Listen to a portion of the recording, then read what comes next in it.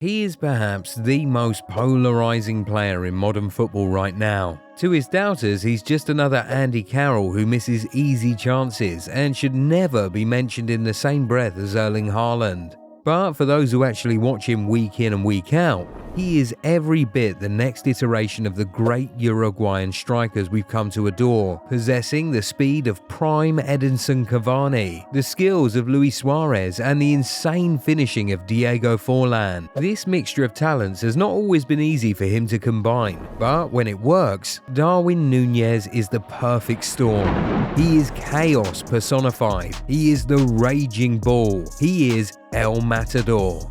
Born as Darwin Gabriel Nunez Ribeiro, life during the early 2000s was very tough for him and his family. While his father worked long hours in construction, his mother went round the neighborhood gathering bottles. They were living in the poorest part of Artigas, Uruguay, and sometimes he and his brother had to go to bed on an empty stomach. Even on nights when there was food, his mum let the boys have it all. She often went to bed without eating. His older brother, Junior, was much more aware of his family's situation and desperately pushed himself and Darwin to become footballers. Together, they joined local clubs, La Luz and San Miguel, before Darwin was discovered by former Uruguay international Jose Perdomo, who took him to Peñarol in Montevideo. He was only 14 by then, so adjusting without his family was hard. Eventually, he returned to his hometown, but Peñarol was not willing to lose him. A year later, they brought him back to the club. This time, they signed his brother to join him and ease his loneliness. Soon enough, he hit his next setback. A cruciate ligament injury kept him out of action for more than a year, and the 2 surgeries he'd undergone at just 17 years made him rethink his whole career. How could he and his family survive if he didn't make it? Here again, his brother stepped up. Junior quit the club in search of a regular job so that Darwin could take the risk and get back to football. Darwin scored his first professional goal 11 months after his first team debut in the Primera Division on the 22nd of November 2017. Another knee injury had hampered him for much of the previous year, but his footballing IQ and energy was there for all to see. He had far more to his game than just goals. In August 2019, Club Almeria announced the signing of Nunez on a 5-year contract for a club record fee of $4.5 million. In his only season there, he scored 16 goals in 32 appearances before Benfica snatched him up. It wasn't straightforward for the Portuguese side though, as they had to ward off interest from Barcelona and, surprisingly, Sheffield United. Barcelona were convinced by Lius Suarez to get him, but they only offered €8 million and were planning to immediately return him to Almeria on loan. As for Sheffield, they had already scouted him at Peñarol in his native Uruguay, but only followed up on him when he got to Almeria. Ultimately, they opted to sign Ryan Brewster instead. Benfica did not want to wait around and lose their man. They tripled Barcelona's bid and outmuscled everyone else to sign their next big superstar after João Felix. It's safe to say that his time in Portugal was not a rousing success at first. He reached 5 assists in his first 4 league games, caught COVID, came back, got injured multiple times and ended the season with 6 league goals and 10 assists. This was pretty good, but it paled in comparison to the next season. In the 2021-22 season, Darwin hit top form, literally. He scored 26 goals as Benfica narrowly missed out on winning the league, but what he did in the Champions League was beyond belief. 6 goals in 10 games against the likes of Ajax and Liverpool.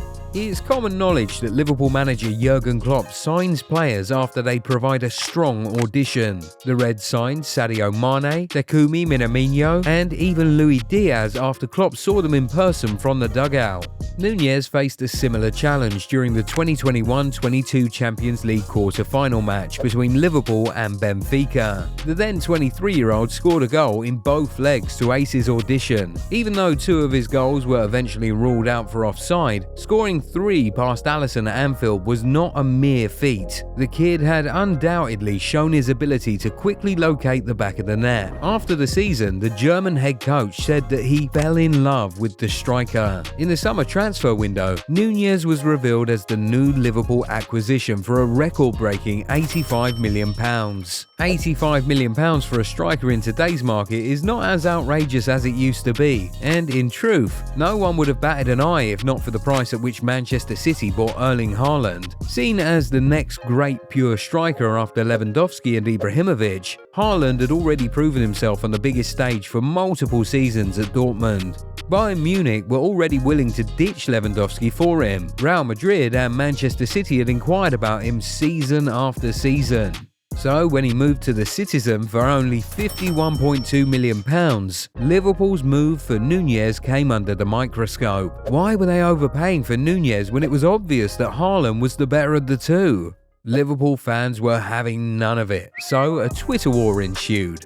Every week, both players were pitted against each other, and as Haaland began scoring game after game, the pressure began getting to Nunez. His opponents could tell, so they began to get on his nerves in a bid to disrupt his game. Joachim Andersen was successful in doing that when Crystal Palace frustrated Liverpool to a 1-1 draw at Anfield. He kept nudging and tossing Darwin aside when the referee was not looking. On 57 minutes, Joachim Andersen shoved Nunez, who turned and applied a brow to the face as revenge, leaving the referee with no option but to brandish a red card. In the 3 games he missed, Haaland scored so many goals that all comparisons between the pair were effectively over. The dust had settled, perhaps to the relief of Darwin. He was contributing massively to Liverpool's attack, pressing like prime Firmino with the aggression of Sadio Mane. Even then, he still missed a ton of clear-cut chances, evident in him getting only 9 goals in the league. In contrast, Haaland did not contribute as much to City's build-up, yet he plundered 36 goals for them. Nunez's unconventional and disruptive approach led Liverpool supporters on social media to compare him to prime Fernando Torres. So much so that a compilation of parallel strikes between the two was even found on YouTube. Rafael Benitez, Torres' manager at Liverpool, has a similar viewpoint. Speaking to Sky Sports, he said, "Fernando, one of the issues at the beginning was that he was not a great finisher. Little by little, because he was in front of the keeper so many times, he could have more time and more composure. I would put the ball here or there, but at the beginning, he was great as a player." But here in England, because the defenders are wider and stronger, in the space he was killing them and having more chances. Their playing styles are also very similar. They both like to play off the last defender and use movement that frees up so much space. For strikers like this, chances will always come. Once Torres settled into the Liverpool squad, he built a partnership with Steven Gerrard that would see him become the scariest striker in the league. Already this season, Nunez seems to be finding that link with Alexis McAllister and Mohamed Salah. He still has to find a bit more composure in front of goal, but this term, he has already scored 16 and assisted 12 times in all competitions. His combination with McAllister to snatch the win in the last minute against Nottingham Forest was incredible, bettered only by his 2 late goals at St James's Park, when Liverpool came from behind to beat Newcastle despite being a man down. Here again, fans were likening him to another Liverpool legend, Divock Origi. In Darwin Nunez, everyone sees a bit of their favourite player, and it's no surprise. He might be one of the few complete strikers out there. And it might just be a matter of time before he becomes as unplayable as Luis Suarez and Thierry Henry in their prime. If you enjoyed this video, kindly leave us a like and comment on what you'd like to see next. Don't forget to subscribe and turn on your notifications. We'll see you in the next one. Bye.